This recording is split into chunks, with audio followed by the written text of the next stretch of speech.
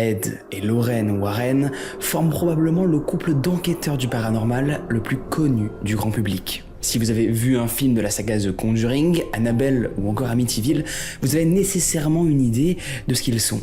Des enquêteurs du paranormal. Ed Warren, lui, se présente comme un démonologue. Lorraine, elle, comme une clairvoyante. Tous deux décédés aujourd'hui, leur carrière couvre de nombreuses enquêtes paranormales qui ont conduit, pour certaines, à des exorcismes. Bien qu'il existe plusieurs archives audiovisuelles concernant les cas de hantise, comme les très célèbres archives du cas Enfield, qu'est-ce qui véritablement dans tout ça relève de la réalité ou du cinéma ? Que sait-on finalement et surtout objectivement du couple Warren? Et je vous répondrai que les recherches pour proposer une réponse à ça sont tentaculaires. Et des chaînes YouTube évidemment comme la magistrale chaîne Occulture ont déjà évidemment abordé, je suis pas le premier, le sujet de manière hyper précise et poussée, en plus de nombreux documentaires télévisuels disponibles publiquement. Il semble donc évidemment que présenter leur parcours de manière purement chronologique grâce aux témoignages des personnes concernées, avec des archives sourcées sur les affaires qui ont fait l'objet d'adaptation en film, est la meilleure en vraie façon pour moi de vous proposer un contenu au maximum objectif et factuel afin de vous permettre de vous faire votre propre opinion. Évidemment, je précise aussi que je ne rentrerai pas dans tous les détails précis des phénomènes paranormaux qu'ont vécu les différentes victimes, mais je vous invite évidemment à approfondir par vous-même la connaissance des affaires Warren avec toutes les sources disponibles. Tout d'abord, il faut savoir que les rituels d'exorcisme, les hantises de possession et les enquêteurs du paranormal ne sont réservés ni aux Warren ni aux États-Unis dont ils sont originaires. Le rituel d'exorcisme et les démons sont reconnus par l'Église catholique à laquelle appartient Ed Warren. Les démons, les anges et les esprits sont reconnus plus largement par de nombreuses spiritualités, bien qu'ils revêtent des appellations différentes suivant les confessions et les origines culturelles. On peut d'ailleurs trouver des reportages datant de différentes époques sur des exorcismes effectués par des prêtres sur des personnes qui sont considérées possédées. Ensuite, l'activité d'enquêteur du paranormal n'est pas non plus le propre des Warren. Et bien que beaucoup d'émissions et de chaînes YouTube à ce jour mettent en lumière cette activité, elle n'est pas non plus récente. Eugène Osty, médecin français du début du XXe siècle, Charles Faure, écrivain américain, ou encore Émile Tizanet, commandant de gendarmerie, sont autant de personnes qui ont réfléchi, recensé et enquêté sur des phénomènes dits paranormaux à travers les époques. On ne peut donc pas nier qu'il existe évidemment des manifestations qui ne trouvent pas d'explication suffisante, voire aucune explication en fait. C'est naturellement alors que le sujet a conduit à la création de nombreuses sociétés de recherche à travers le monde. Et c'est dans ce contexte que s'inscrit l'activité du couple Warren, enquêter sur l'origine des phénomènes paranormaux subis par certaines personnes et leur venir en aide. Les prêtres exorcistes affrontent possession, démons et diables. Émile Tizanet dit même ceci: « Je crois à une puissance invisible et intelligente qui se moque de nous dans tous les domaines. » Qui sont les Warren ? Ed Warren Miney est né en 1926 aux États-Unis et décédera en 2006. Sa femme est née Lorraine Rita Moran en 1927 dans la même ville que lui et décédera, elle, en 2019. Ils se sont rencontrés en 1942 à l'âge respectif de 16 et 15 ans alors que lui travaille chez un huissier. En 1943, à l'âge de 17 ans, Ed Warren a tenté de s'enrôler dans l'armée américaine, mais il a d'abord été refusé à cause de son très jeune âge. Il finira mobilisé en 1944 à l'occasion de la Seconde Guerre mondiale sur un bateau pendant 4 mois avant que celui-ci ne coule. À son retour à terre en 1945, lui et Lorraine Rita Moran se sont mariés. Ils ont rapidement une fille prénommée Julie. Ed aspirait visiblement à se former à l'art et à la peinture, car en 1951, il a intégré une école d'art. Bon, vous vous en doutez sûrement, je vous laisse pas deviner, les maisons hantées et les fantômes étaient les thèmes principaux de ses toiles. Après 2 ans, il a ensuite quitté l'école d'art et avec Lorraine, ils ont sillonné l'état du Massachusetts et ses alentours pour essayer comme ils peuvent de vendre ses peintures grâce à des stands itinérants. Ed dessinait depuis le trottoir en face des maisons qu'il jugeait ou savait être hantées afin d'entrer en contact avec les habitants pour leur proposer ensuite de l'aide. Lorraine, elle, se définissait alors comme une personne sceptique. I didn't have any fears. Now, that's been that way all my life. You know, I always feel that I'm protected. En 1952, ils ont alors fondé la New England Society for Psychic Research, la NESPR, leur propre société de recherche en paranormal. Ils ont aussi inauguré, la même année, l'ouverture de leur musée d'objets occultes installé dans leur propre maison. Ces objets, collectionnés tout au long de leur vie et de leur carrière, durant leur enquête, ont été affirmés être des objets maudits qu'ils étaient nécessaires de maintenir à l'écart et surtout sous surveillance. Viendront aussi, à partir de 1979, des dizaines d'œuvres autour des cas de possession qu'ils affirmaient avoir aidé à résoudre. C'est ici alors que commence la légende Warren, aussi bien au sens d'une référence dans le domaine du paranormal que d'une histoire très populaire dont on ne sait plus très bien ce qui est vrai de ce qui est imaginaire. La légende. Ou qu'en est-il de la réalité ?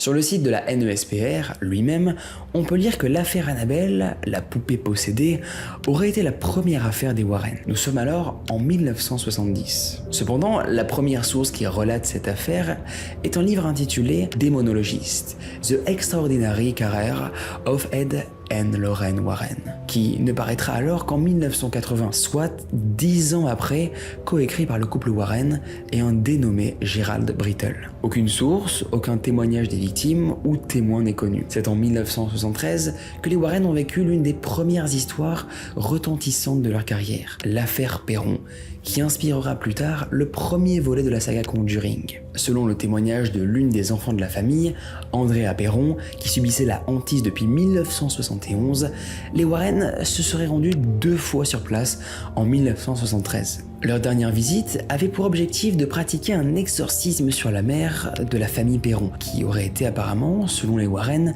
la cible principale d'une entité nommée Bathsheba Sherman. La mère de famille avait appris apparemment l'existence d'une femme qui aurait pratiqué dans cette maison un culte satanique, et Lorraine, elle, lui aurait confirmé lors de ses visites qu'elle était possédée par l'entité de cette femme. It follows you. What was there follows you. It was very negative. Very, very negative home. It really drained everything out of you to go in that house. Pour l'exorcisme, auquel le père de la famille Perron s'oppose fermement, le couple Warren avait décidé de se faire accompagner par un prêtre ainsi qu'un médium prénommé Marie. Pendant le rituel, la mère de famille se serait alors cogné la tête sur le sol et serait tombée inconsciente pendant que son mari tentait de lui apporter de l'aide. Empêché par Ed Warren, qui le contenait afin que le prêtre puisse finir son rituel, le père Perron aurait mis un coup de poing à Ed Warren afin de se libérer et venir en aide à sa propre femme qui n'a repris ses esprits que 45 minutes plus tard. Andrea Perron elle-même dira que la présence des Warren ne les avait donc pas trop aidés et qu'elle n'a même fait qu'aggraver la situation. Ce désaccord entre Ed et le père de famille est confirmé par le site officiel de la recherche psychique des Warren, aujourd'hui dirigé par leur gendre Tony Spera. Mais alors, est-ce qu'on a réellement des archives de tout ça ? Bien qu'Ed et Lorraine Warren aient affirmé détenir les enregistrements audio de la soirée, les bandes filmographiques n'avaient rien enregistré ce soir-là. Aucune archive audiovisuelle n'est disponible. Aucune preuve. La famille aurait ainsi continué à subir alors des manifestations paranormales jusqu'à leur départ de la maison en 1979, soit 6 ans après l'intervention des Warren. La même année, paraissait au cinéma le film Amityville, célèbre histoire de maison possédée par une entité démoniaque sur laquelle avaient justement enquêté les Warren. Les droits d'auteur sont négociés sur l'histoire de la famille Perron, qui est d'abord, en 1980, relatée dans la biographie du couple et conduira à l'écriture d'un scénario, celui du premier volet de Conjuring en 2009. À partir de ce moment, Andrea Perron, une fille de la famille victime, écrit à son tour ses mémoires quant à l'histoire qu'elle affirme avoir vécue, House of Darkness. Mais bon, on va déjà trop vite. Nous sommes donc en 1979, quand la famille Perron a fini par déménager et ne plus subir les attaques paranormales. Amityville faisait alors l'affiche des salles obscures du pays, commençant à faire au couple Warren une petite notoriété, ainsi que différentes enquêtes qu'ils avaient alors déjà menées à cette date, notamment celle sur la hantise de la famille Donovan, chez qui ils ont investigué en 1974, 5 ans avant la sortie même du film Amityville, hantise qui a déjà d'ailleurs fait l'objet d'une de mes vidéos, dont je vous mets le lien juste en haut là, pour ceux qui aimeraient la découvrir ou la redécouvrir. C'est ensuite en février 1976, soit 3 ans après leur passage chez les Perron et 2 ans après les Donovan, que les Warren ont été appelés à enquêter dans la très célèbre maison démoniaque d'Amityville. 1975, la famille Lutz, qui recherchait une grande maison, a fini par emménager à Amityville. Bien que la demeure correspondait aux besoins de la famille, un drame s'était déroulé dans les murs avant l'emménagement des Lutz. William Dafoe y avait précédemment assassiné l'intégralité de sa famille, ses 2 parents, mais aussi tous ses frères et sœurs. Au total, 6 personnes assassinées. Lors de son procès, William Dafoe, qui a avoué avoir consommé des stupéfiants la nuit du meurtre et disait avoir entendu des voix lui disant de tuer sa famille, a présenté pour défense la possession démoniaque. Cependant, cela n'a pas vraiment été retenu, vous l'aurez deviné, et faute d'un diagnostic médical, il a été considéré en pleine possession de ses moyens, et jugé surtout comme un individu responsable. C'est à la suite alors de cette terrible histoire que la famille Lutz installe son foyer dans la maison. Selon leurs témoignages, qui sont originairement relatés dans un livre paru en 1977, 2 ans après, ils auraient immédiatement commencé à vivre des phénomènes paranormaux très violents, blessant même certains membres de la famille, jusqu'à ne tenir que 28 jours dans la maison. Rapidement, il leur aurait été conseillé de faire intervenir un prêtre, Ralph Pecoraro. Selon le premier livre à relater l'histoire des Lutz, le prêtre aurait alors ressenti de mauvaises énergies dans une des pièces et prévenu les parents Lutz de ne surtout pas en faire une chambre à coucher. Puis, l'une des enfants de la famille affirmait depuis leur arrivée dans la maison avoir un ami prénommé Jody, qui aurait la forme d'un cochon aux yeux rouges et qui les observait souvent par la fenêtre, mais qui pourrait prendre n'importe quelle forme. Les manifestations vont alors continuer jusqu'en 1976, où, au matin du 14, terrifiés, ils ont décidé de quitter la maison. Enfin, les Lutz diront avoir ensuite voulu comprendre ce qu'ils venaient de vivre dans la maison et contacter l'avocat de Ronald Dafoe pour voir si des éléments auraient pu expliquer ce qu'ils venaient de vivre. William Weber, qui était encore l'avocat de Ronald Dafoe pour son procès en appel, témoignera de ne pas vraiment avoir cru en leur histoire de hantise, mais leur avoir pourtant soumis l'idée d'écrire un livre à ce propos. La famille aurait alors refusé pour ensuite contacter un des directeurs exécutifs de l'Institut de parapsychologie des États-Unis pour décliner son aide au tout dernier moment, sous prétexte que celui-ci aurait annoncé une ouverture d'enquête de façon publique. Publicité qui aurait largement déplu à la famille Lutz. En parallèle, des négociations de droits de films et de livres relatant l'histoire des Lutz étaient déjà en préparation et l'avocat William Weber a affirmé avoir durant une soirée avec les Lutz échafaudé l'histoire de hantise en recoupant leur expérience avec des pièces du dossier Dafoe. Selon le père de la famille Lutz, William Weber essayait en fait d'impliquer son client William Dafoe dans les droits d'auteur de l'écriture du livre et des adaptations. En conséquence, ce sont les Lutz eux-mêmes qui ont alors donné une conférence de presse organisée par William Weber, l'avocat de Ronald Dafoe. Mais les Lutz ont affirmé fini par couper les liens avec William Weber. Cette conférence, pourtant, avait attiré l'attention d'une journaliste nommée Laura Didio, qui aurait décidé apparemment de contacter les Lutz afin de proposer d'organiser une enquête sur leur maison et l'exclusivité de couverture médiatique, ce qu'ils ont accepté. C'est à ce moment alors que la journaliste avait invité les Warren à se rendre sur place pour enquêter. Nous sommes alors en 1976 et ils se sont déplacés dans la maison accompagnés d'une équipe de tournage. Lauren aurait dit ressentir des entités non humaines. Ed, lui, une présence à la cave.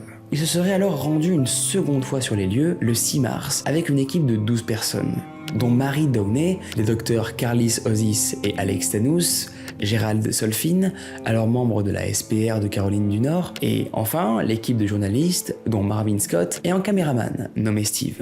Rien, absolument rien, ne se passe. Cependant, ne fut filmé ce soir-là, malgré les dires et témoignages, des ressentis des participants.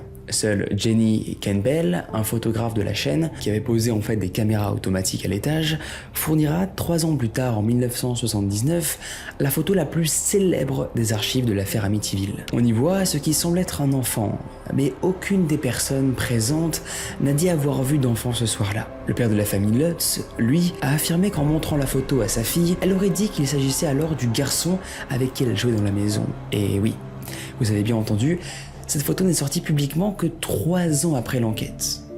Pourquoi? À quelle occasion? On ne comprend pas. C'est alors en 1979 qu'elle est dévoilée pendant la promo du film Amityville sur un plateau télé américain. Première adaptation d'un livre qui relate l'histoire de la hantise des Lutz. Les Lutz, suite à l'enquête des Warren en 1976, ont effectivement rencontré un éditeur nommé Tam Montsman qui leur aurait apparemment conseillé de se connecter à un dénommé écrivain nommé Jane Hanson afin d'écrire un livre. Pendant que William Weber, lui l'avocat du meurtrier Ronald DeFeo, contacte lui Hans Holzer, un parapsychologue. L'avocat aurait eu pour objectif de lui parler du projet d'écrire un livre concernant la hantise des Lutz et qu'il en soit l'auteur, ce qui, à la demande du parapsychologue, permet en janvier 1977 une nouvelle investigation concernant la hantise de la maison d'Amityville. William Weber, l'avocat de Ronald DeFeo, et Hans Holzer, le parapsychologue, se sont alors rendus sur les lieux accompagnés de Laura Didio, la journaliste. Il y avait aussi Ethel Johnson Meyers, une médium, et un dénommé Bernard Burton. La médium aurait affirmé que la maison était construite sur un cimetière indien dont l'esprit du chef de la tribu a possédé Ronald DeFeo. C'est dans ce contexte alors médiatique que paraît 4 mois plus tard, en décembre 1977, le premier ouvrage consacré à la hantise des Lutz dans la maison, The Amityville Horror, écrit finalement par Jay Hanson, qui a été un véritable succès dès sa sortie. Alors très rapidement, les productions audiovisuelles ont commencé jusqu'à n'en plus finir à ce jour. On peut voir que dès 1979, l'affaire Amityville est très rapidement dans toutes les salles obscures des États-Unis. Lors de la sortie de la première adaptation cinématographique, le film est alors comparé à L'Exorciste, qui avait un véritable succès en 1977. Enfin, la hantise des Lutz ne semble pas les avoir poursuivis dans leur nouveau domicile, ni être apparus ensuite, mais ils ont toujours affirmé que ce qu'ils ont vécu dans la maison était complètement véridique, même sous l'épreuve de ce que l'on appelle le détecteur de mensonges. Il n'aurait pas échoué, alors que l'avocat William Weber affirme qu'une grande part de ce qui est relaté dans le livre a été complètement inventé lors de leur premier échange.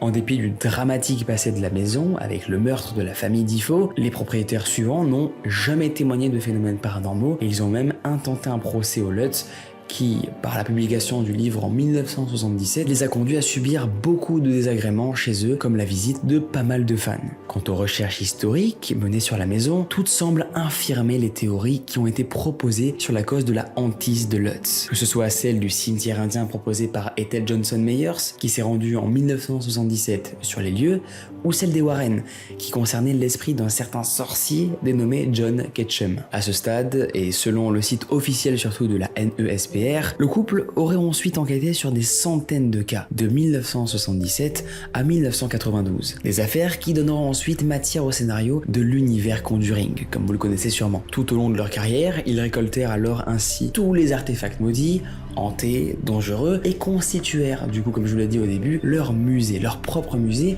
situé dans leur propre demeure aux États-Unis. Lorsque l'on continue, nous, notre chemin chronologique, nous les retrouvons maintenant 2 ans plus tard, en 1978, lorsqu'ils sont intervenus sur l'affaire Enfield. Depuis 1977, la famille Hodgson a commencé à être témoin de phénomènes paranormaux dans sa maison. Les voisins, à qui la mère de famille a demandé de l'aide, en ont été eux-mêmes témoins en acceptant d'examiner la maison et ont donc décidé d'appeler la police afin de venir en aide à la famille Hodgson. 2 agents ont été dépêchés sur place, dont l'agent Caroline Hips, qui témoignera qu'ils n'ont rien constaté immédiatement avant d'avoir entendu des coups et vu une chaise glisser sur le sol sans trouver aucune explication rationnelle après examination. Vous imaginez, sans infraction ni délit constaté, la police ne peut pas aider la famille Hodgson. Et d'ailleurs, ne les aideront pas du tout. La famille voisine des Hodgson aurait même été jusqu'à rester auprès d'eux et tous, apparemment, auraient été témoins de phénomènes très inquiétants. Le 7 septembre 1977, le père de famille des voisins a donc pris l'initiative d'avertir la presse, en espérant que rendre publique l'affaire permettrait en fait à la famille Hodgson de trouver de l'aide. Et Daily Mirror est alors le premier journal et une équipe est dépêchée très vite à la maison du quartier Enfield. Après un moment, sans constater le moindre phénomène, l'équipe aurait finalement été témoin de projections assez inexpliquées d'objets, mais aucune photo explicite n'aura été prise ce jour-là. Les journalistes ont alors décidé de contacter la SRP, la Société de recherche psychique anglaise fondée elle en 1982, qui, devinez quoi, a accepté d'intervenir gratuitement sur les lieux de la hantise. Maurice Gross, inventeur et chef d'entreprise qui s'était tourné vers la SPR après la mort de sa fille, a été choisi pour enquêter dans la maison. Et apparemment, il y aurait constaté des phénomènes dont l'une des 2 enfants, Janet, serait à l'épicentre et l'a attribué à un poltergeist. Guy Lyon Playfair, membre de la SPR, s'est joint à Maurice Grosse. Et ensemble, ils ont mené l'enquête dont nous connaissons aujourd'hui certaines archives, notamment grâce aux reportages menés par la BBC, dont certains journalistes, comme une dénommée Rosaline Maurice, diront avoir été témoins aussi de phénomènes étranges. Les deux enquêteurs en parapsychologie ont alors tenté différentes approches pour essayer d'identifier l'origine et la source des phénomènes paranormaux. Ils ont séparé les deux enfants dans deux maisons différentes, vidé les pièces, etc. pour vérifier si les manifestations se présentent tout de même sans différents cas de figure. Ils auraient été même allés jusqu'à financer des vacances à la famille afin de pouvoir les éloigner le plus pour les besoins de l'investigation. Semaine d'ailleurs pendant laquelle il ne se serait rien manifesté jusqu'au retour de la famille dans la maison. Maurice Grosse, convaincu alors de la hantise, a alors mis en place des méthodes de plus en plus ésotériques afin de communiquer avec l'entité. Il a enregistré de nombreuses bandes audio et vidéos où on peut voir entendre une voix gutturale que les témoins localisaient, selon eux, en provenance de Jeannette. Sans pourtant qu'elle ouvre la bouche, elle disait percevoir provenir de l'arrière de son cou. And so it must be as if it's somebody else speaking then, when you hear Yeah, it. behind us. And do you get the feeling when you hear the voice that there is a person there? Yes. When you hear the voice and it comes out, where does it come from? Here, your throat. No. Where do you feel it comes Back of from? the neck. Back of the neck. Les appareils photo automatiques ont alors été installés dans la chambre suite à des crises de plus en plus violentes de Jeannette, et ce sont eux évidemment, comme vous le connaissez sûrement, qui nous livreront les archives photographiques les plus connues. Hazel Short, chargée de la surveillance des enfants au passage piéton, aurait elle-même été témoin d'une lévitation de Jeannette. D'autres membres de la SPR sont intrigués et se déplacent alors sur les lieux. Anita Gregory et John Beloff. Ils pensent cependant que ce n'est qu'un canular des enfants, alors qu'ils auraient eux-mêmes été témoins de la voix. Mais c'est là que ça devient intéressant. Des témoignages écrits par Anita Gregory affirmera que Jeannette avait été piégée par une caméra à mettre en place une supercherie, bien que cet enregistrement ne semble pas avoir été rendu public. Dites-vous que même des professionnels du secteur du spectacle sont envoyés dans la maison afin d'examiner les possibilités de trucage de la famille.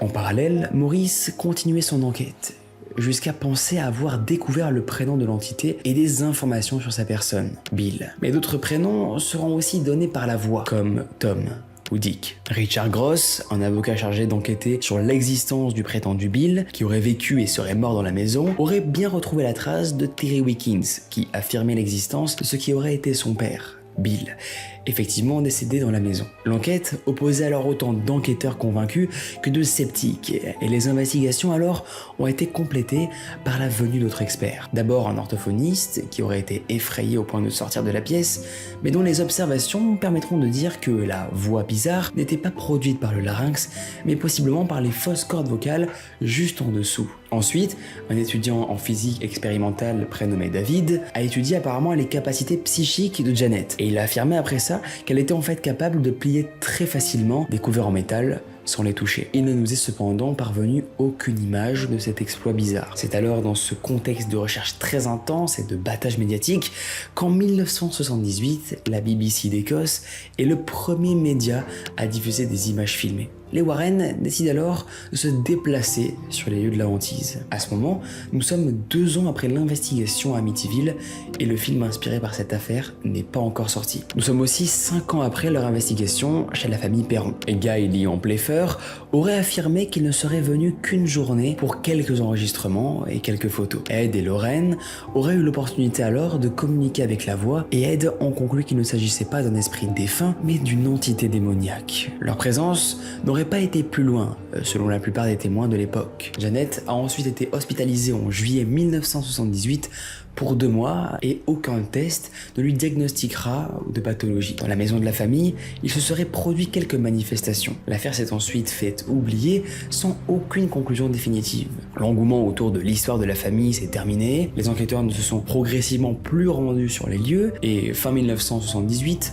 la famille aurait retrouvé le cours d'une vie normale. Au total, on peut dénombrer une 30aine de témoins, bien que Jeannette elle-même avouerait une fois adulte, lors de reportages, avoir avoir ajouté quelques trucages à hauteur d'environ 2% des manifestations, malgré la véracité de la hantise. Maurice Grosse, lui-même, affirma avoir surpris Jeannette en pleine supercherie, même s'il affirma toute sa vie être convaincu de la véracité de la hantise, tout comme Playfair. Il existe de nombreuses analyses et critiques très sceptiques concernant les témoignages. Pour ce qui est de leur exploitation dans la carrière des Warren, on peut en trouver trace dans le livre écrit 2 ans après leur visite chez la famille Oxon à Enfield, dont je vous ai déjà parlé. Mais aucune archive, même pas les enregistrements de la voix démoniaque qu'a capté Arren, n'ont été rendus publics en dehors d'utilisation dans les conférences données de leur vivant. Lors de documentaires, en 2015, les habitants de la maison auraient affirmé, eux, ne jamais avoir été témoins de phénomènes paranormaux. Avec les enquêtes précédentes, voilà, peu concluantes, vous devez alors vous demander, finalement, ce qui a pu créer autant de notoriété à ce couple, en dehors du film Amityville. En réalité, bien avant les films de l'univers Conjuring que nous connaissons aujourd'hui, le couple défrayait déjà la chronique de son vivant. Petit aparté, mais si vous aimez le contenu que je propose sur cette chaîne, les amis, n'hésitez pas à vous abonner. N'hésitez pas aussi, si vous avez vécu des histoires de possession, flippantes, paranormales, à me l'envoyer sur l'adresse leo@d-influence.com. Je les raconterai sur mon canal Instagram. Mon canal va devenir littéralement comme un peu l'application Wattpad. Je sais pas si vous connaissez le site où on peut lire des histoires et en poster. Ou comme Reddit, c'est un peu pareil. Vous y retrouverez là-bas régulièrement vos histoires flippantes que vous avez vécues.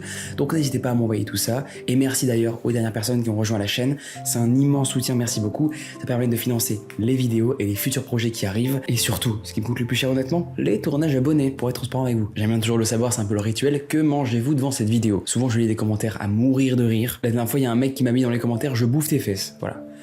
Aucun respect le frérot, mais voilà, souvent je lis des trucs un peu comme ça, très drôles. N'hésitez pas à commenter, j'irai faire un petit tour. Bref, reprenons l'histoire.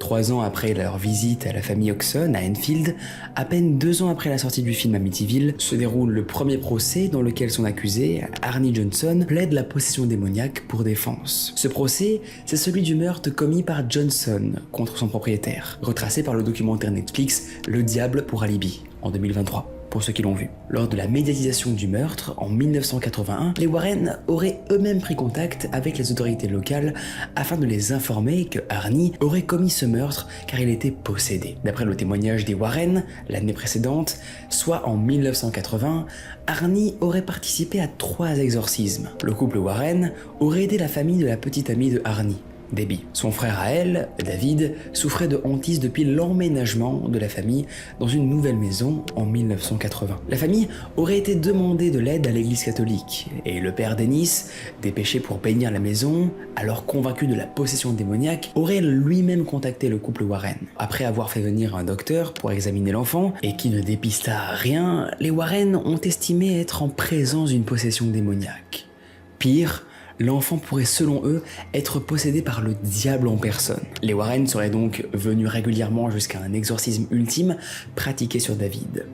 Ce dernier exorcisme aurait été effectué sans autorisation du diocèse de Bridgeport. Mais faute d'expertise d'un psychiatre nécessaire, aucune autorisation formelle du Vatican n'a été délivrée. Les Warren ont d'eux-mêmes missionné un religieux formé à l'exorcisme par l'église de Rome, le révérend Francis E. Virgulac, afin, comme vous l'aurez deviné, de pratiquer l'ultime exorcisme durant lequel Arnie Johnson aurait commis l'erreur d'invoquer l'entité en lui. Cette possession, selon Lorraine, était responsable du meurtre dont il est accusé en 1981. Pourtant, le chef John Anderson, à qui Lorraine rapportait alors cela en 1981, ne pensait pas qu'Arnie ait pu tuer sous emprise d'une entité et jugeait qu'il s'agissait en fait d'une simple altercation qui aurait dégénéré sous le joug de l'alcool. Les propos des Warren, qui avaient déjà une certaine notoriété, ont pourtant attiré l'attention des médias sur l'affaire Arnie Johnson. Celui-ci, lors de son procès, a eu pour avocat un dénommé Martin Minella qui a accepté, après avoir consulté les Warren, de prendre sa défense gratuitement. Il proposait de plaider un non coupable en raison de possession démoniaque, ce qui est alors une première dans l'histoire des États-Unis d'Amérique. Dès le premier jour du procès, le juge a pourtant estimé que la défense n'est pas acceptable juridiquement et Minella s'est rabattu sur le motif de légitime défense. Il aurait aussi voulu convoquer le prêtre qui avait pratiqué l'exorcisme de David afin de témoigner à la barre, ce que le juge aurait refusé. Il aurait aussi apparemment refusé les preuves de l'innocence d'Arnie que Ed disait posséder. Ainsi, en novembre 1981, Arnie Johnson a été condamné pour homicide involontaire et a écopé de la peine maximale en vigueur. Durant l'incarcération, rien ne s'est produit autour de lui, il y a même passé des diplômes et s'est marié avec Debbie. Il ne fera plus parler de lui-même après sa sortie de prison. 2 ans après le procès, en 1983, Gerald Brittle, qui a déjà écrit la biographie des Warren, publiera The Devil in Connecticut. Les Warren ont alors vécu toutes les affaires qui feront l'affiche des films de l'univers Conjuring, et nous disposons encore de peu d'archives publiques concernant les phénomènes paranormaux, en dehors des archives de Maurice Grosse concernant l'affaire Enfield. Les Warren sont encore loin d'avoir vécu toutes les affaires de leur vie. 4 ans après le procès d'Arnie Johnson, ils vivront même l'un des premiers exorcismes filmés de l'histoire du paranormal. Dans l'univers Conjuring, c'est dans le film La Nonne, sorti en 2018, que l'on peut voir apparaître un nouveau personnage inspiré de l'enquête des Warren, celui de Maurice Thierold. Selon Maurice Thierold lui-même, lors de ses interviews, les phénomènes ont commencé principalement lors de sa vie avec sa première compagne, et ils vont continuer jusqu'à sa vie auprès de sa 3e compagne, chacune des 2 précédentes l'ayant quitté tour à tour. Il subissait apparemment de terribles crises de violence envers sa femme et surtout ses enfants. Il se passe également des phénomènes surnaturels, comme des projections d'objets inexplicables. En 1982, la mort de ses parents provoquèrent à Maurice des crises de plus en plus violentes. Son père s'étant donné la mort après avoir abattu sa mère d'un coup de fusil. Inquiet pour son entourage, Maurice avait même décidé alors de se rendre lui-même à la police, qu'il avait alors renvoyé chez lui sans forcément s'inquiéter. Afin de trouver de l'aide, sa compagne avait alors sollicité un prêtre de l'église catholique qui, à son tour, a contacté le couple Warren. Le prêtre Homer Boyer nous a contactés de Warren, au Massachusetts. Il nous a raconté que des événements très étranges entouraient la famille d'un fermier. C'est donc en 1985 qu'ils ont pris en charge l'affaire Maurice Thierold et ont pu alors eux-mêmes être témoins de phénomènes plus que troublants, hyper violents et surtout paranormaux. Quel phénomène? Des sons, du sang qui coulait de ses yeux sans cause naturelle. Des croix apparaissaient sur son corps. Même Roger Coyle, un policier qui se définissait comme une personne sceptique, a été témoin de discours en latin tenus par Maurice Thierold et affirmait aussi avoir vu de ses propres yeux Maurice soulever une statue de Sainte Thérèse très difficile à déplacer seul. Même s'il n'avait pas beaucoup d'éducation, Maurice pouvait s'exprimer parfaitement en latin.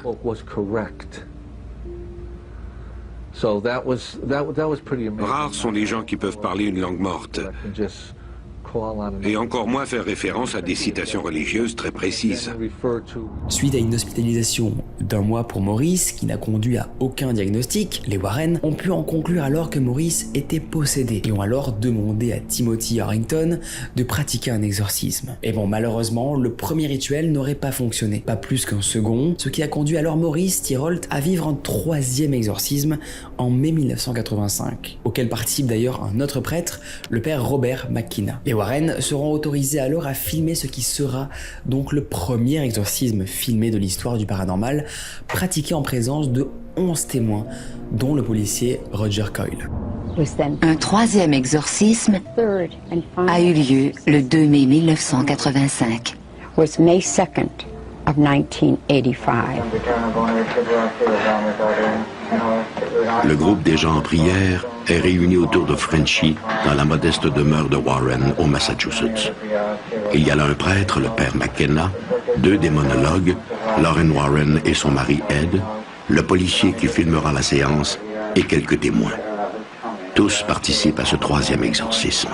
Maurice a ensuite vécu des années de paix qui laissaient penser que le rituel avait fonctionné, jusqu'en 1992, lorsque Maurice a de nouveau subi de violentes crises, jusqu'à pointer son arme sur sa compagne et tirer sur elle, la blessant avant de se suicider avec son arme. Ed Warren a affirmé ultérieurement que le suicide était la preuve réelle là que Maurice avait gagné son combat et que la mort était le meilleur moyen d'arrêter le démon et qu'il n'est mal. Les Warren ont ensuite fait paraître en 2014 un livre, Satan's Harvest, relatant la possession de Maurice Thierold. Nous sommes donc en 1985 lorsque nous les laissons lors du dernier rituel d'exorcisme pratiqué sur Maurice Thierold. Et durant l'année, Ed va être victime d'une attaque cardiaque qui le contraindra à du repos. Puis en 1986, ils disent enquêter sur la hantise subie par la famille Smurl, qui subissait déjà des phénomènes paranormaux depuis 1972.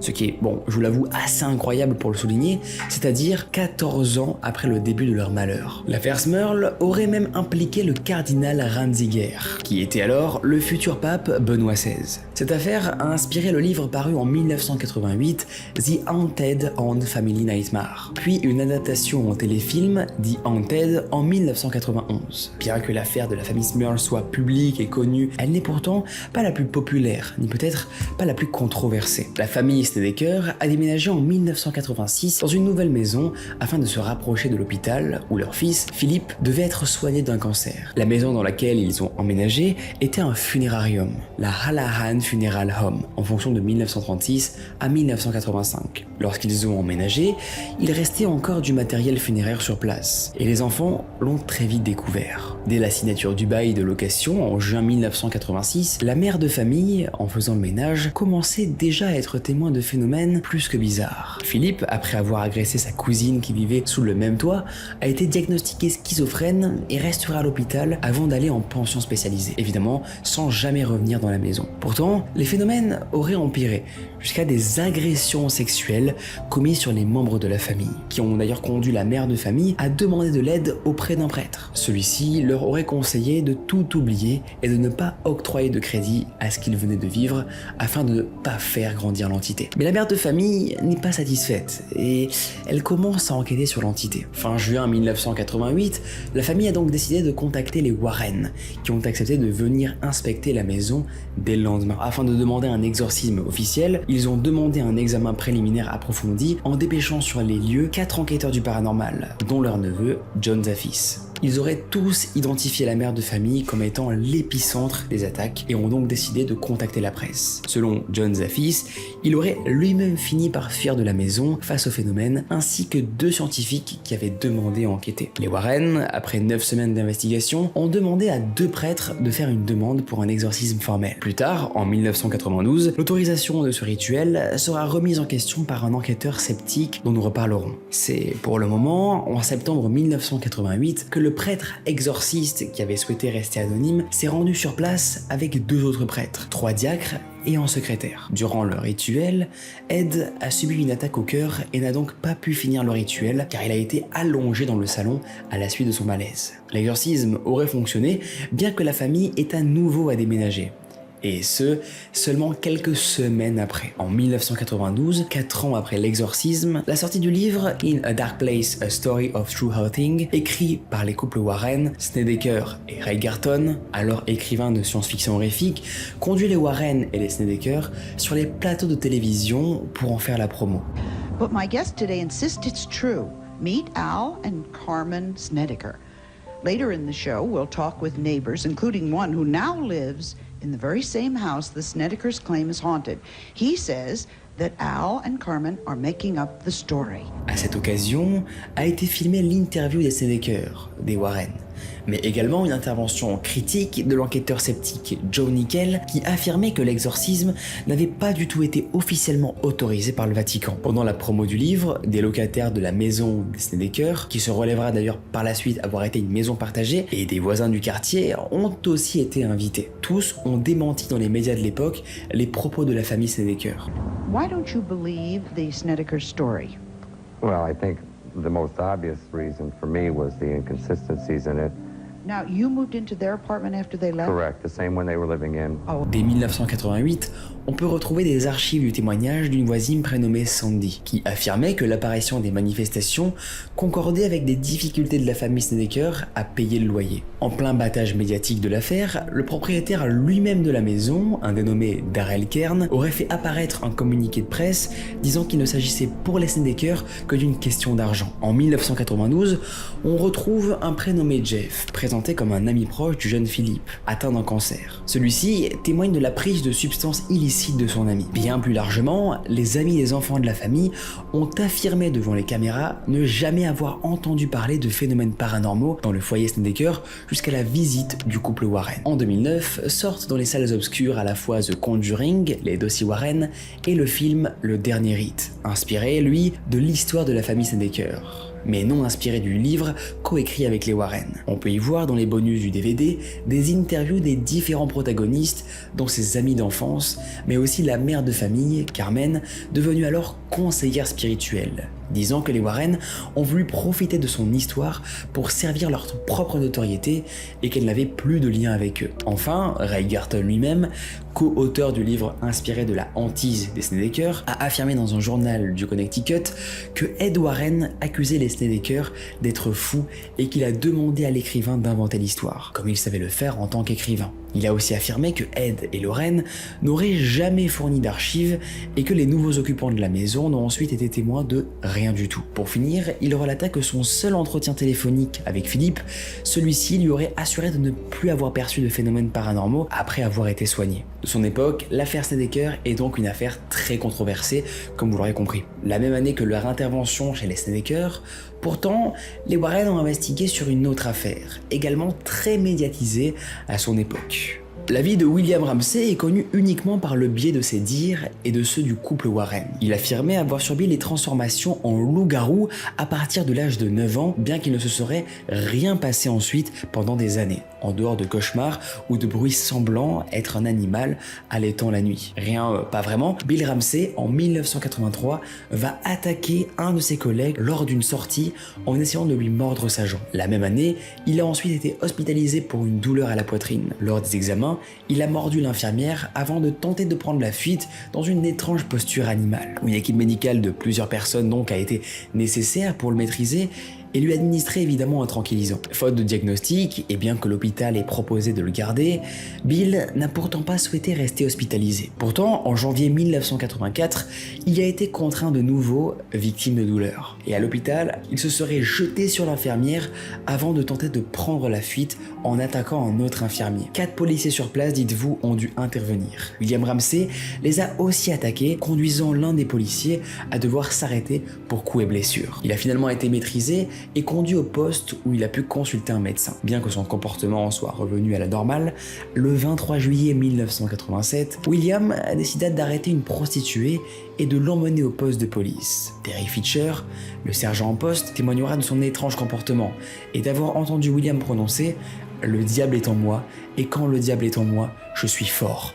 Je vais te tuer, je suis fort et tu vas mourir. » Avant d'attaquer l'un des policiers à la gorge. 8 policiers, dites-vous, ont été alors nécessaires pour le maîtriser et il a été aussi mis en cellule puis interné de force en service psychiatrique. Suite à cet événement, l'affaire fait le titre de tous les journaux, surtout le journal du Sun, le 24 juillet 1987. Et en parallèle, aucune maladie psychiatrique n'a pourtant été diagnostiquée pendant les 10 jours d'internement de William. Et lui affirmait ne pas avoir souvenir de ces crises. Les Warren auraient ainsi découvert apparemment l'affaire lors d'une émission aux USA, qui parlait apparemment d'un fameux loup-garou.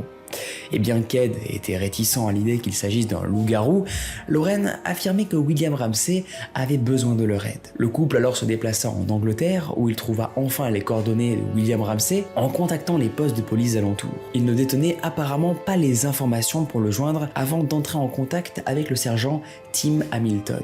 Les policiers qui ont eu affaire à lui ont conseillé au couple de prendre des précautions lors de la rencontre avec William. Ils se sont alors rencontrés en public dans un petit pub. Et suite à cette rencontre, les Warren ont estimé que William Ramsey était possédé par ce qu'ils nommaient l'esprit démoniaque du loup, entité qui possède, selon eux, les personnes à tête de lycanthropie. Afin de l'aider, ils ont alors organisé aux États-Unis un exorcisme qui s'est déroulé le 28 juillet 1989. Les Warren vont demander alors à l'évêque Robert McKenna d'effectuer l'exorcisme. Ils ne vont pas être seuls évidemment, il y aura donc les Warren, le prêtre, John Zaffis, le neveu du couple, 6 policiers armés et enfin des photographes et journalistes. Selon le site officiel de la société de recherche des Warren, tout l'événement aurait été enregistré sur film. William ne donnera suite à cela qu'en 1992 dans une interview, suite au livre Werewolf, A True Story of Demonic Possession, coécrit encore une fois avec Ed et Lorraine Warren. Finalement, tout ce que l'on sait réellement des Warren provient initialement du livre qu'ils ont eux-mêmes coécrit. dit démonologiste, en 1980. Celui-ci paraît alors que les films Amityville en 1979 et L'Exorcisme en 1977 projettent les histoires de possession dans les salles obscures. Les archives disponibles sur les enquêteurs, en dehors des témoignages des personnes impliquées, restent objectivement très rares à trouver, même sur le site de la société de recherche des Warren, dirigée aujourd'hui par leur gendre, Tony Spera. L'affaire Enfield, parmi les mieux documentées, sont des archives principalement à l'enquêteur Maurice Grosse, alors missionné par une autre société que celle des Warren. Pourtant, Ed et Lorraine Warren ont toujours affirmé posséder des preuves et des archives audiovisuelles de la plupart de leurs enquêtes, jusqu'à leur mort en 2006 pour lui, en 2019 pour elle. En plus de se demander si leurs interventions ont été bénéfiques auprès des victimes. Nous ne devons pas perdre de vue que l'écriture de livres et l'adaptation de films ou téléfilms représentent de l'argent. Vous le savez très bien. Bien que certains films mentionnent les histoires où interviennent les Warren sans nommer directement leur présence, d'autres sont même directement et ouvertement inspirés de leur carrière. Et à ce jour, les droits concernant l'adaptation de la vie des Warren sont détenus par la Warner Bros. Merci les amis d'avoir suivi cette vidéo, on était sur un gros documentaire sur les Warren, ce sera ma dernière vidéo sur ces enquêteurs. Je voulais finir en beauté avec un documentaire où on récap un petit peu toutes les histoires qu'on a racontées sur la chaîne. Dites-vous que la première vidéo qui a le plus explosé sur ma chaîne, c'était une histoire voilà, où je racontais le cas Maurice Thirolt, des Warren du coup. Donc ça m'a permis de rafraîchir un petit peu tout ça, ça nous a surtout permis là de nous intéresser à la question, est-ce que les Warren disent la vérité, sont honnêtes avec les gens? Et comme vous le voyez, beaucoup de choses démontrent quand même que tout ce qu'ils ont fait, c'est pas forcément trop vrai. Donc n'hésitez pas à me dire ce que vous en pensez dans les commentaires. Est-ce que vous y croyez quand même après toutes ces preuves ou pas? Ça m'intéresse de savoir quels sont vos arguments dans les commentaires. Si vous êtes arrivé jusque là, c'est très peu probable. J'espère qu'il y en a quand même, ce serait fou vraiment, en vrai de vrai. N'hésitez pas à mettre dans les commentaires fantômes, comme ça je vois s'il y a vraiment des gens qui restent jusque là. Merci les amis, essayez de bien dormir après ces histoires un petit peu flippantes. Je vous laisse ici, bonne nuit à vous, ou du moins essayez de passer une bonne nuit. C'était Léo. À très vite.